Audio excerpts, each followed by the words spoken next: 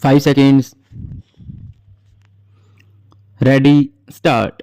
I have heard learned counsel for the parties and gone through the record stop. As there is no argument raised on behalf of learned counsel for the appellant as regards the issue of execution of the agreement in question, therefore the same is not required to be dealt with in this case.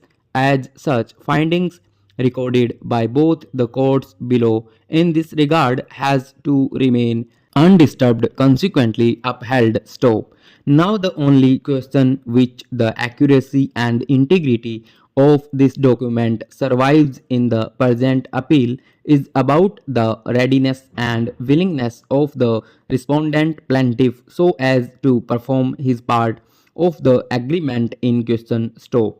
Readiness and willingness has been expounded upon by the Honorable Supreme Court in judgments titled as His Holiness Acharya Swami Ganesh Das Ji versus Sitaram Thapar AIR 1996 SC 2095, and it has been held that readiness means the capacity of the plaintiff to perform his part of contract, which includes his financial position to pay the purchase price, and the willingness to perform his part of the contract which relates to his conduct. Stop.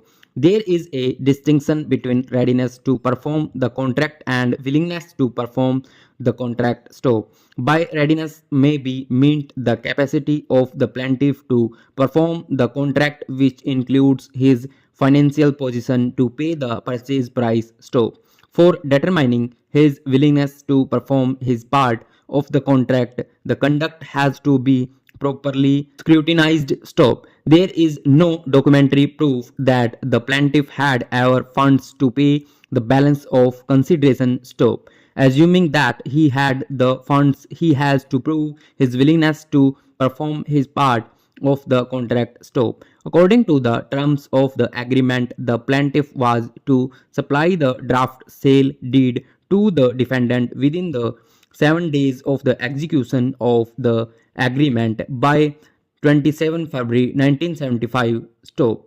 The draft sale deed was not returned after being duly approved by the petitioner. Stop. The factum of readiness and willingness to perform plaintiff's part of the contract is to be adjudged with reference to the conduct of the party and the attending circumstances. Stop. The court may infer from the facts and circumstances whether the plaintiff was ready and willing to perform his part of the contract. Stop.